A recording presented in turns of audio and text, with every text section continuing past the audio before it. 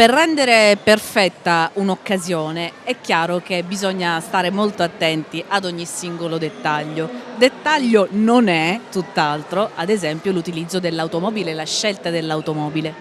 L'automobile è quella che crea la coreografia finale in realtà, quindi dà quel tocco finale, non è un mezzo di trasporto, in realtà è un accessorio che va a inserirsi in tutto il contesto. Noi la consideriamo così e la consigliamo in questo modo, poi è chiaro fa il mezzo da trasporto anche lei.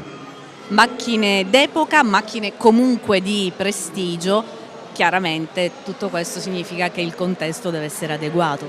Certo, noi puntiamo su una scelta più larga possibile, anche perché ogni evento, non lo chiamiamo evento, un matrimonio, è diverso dall'altro e quindi bisogna contestualizzare l'auto all'evento che la sposa in quel momento desidera realizzare.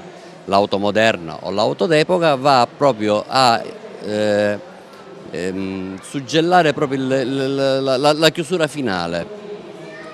Ci sono delle chicche a cui tiene particolarmente tra le sue auto?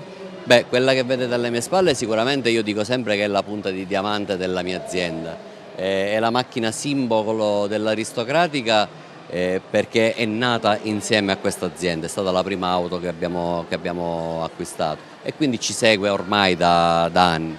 È quella che in realtà nella sua semplicità comunque riesce a dare un'idea più concreta e fra le auto d'epoca la riconosco sicuramente come quella più importante.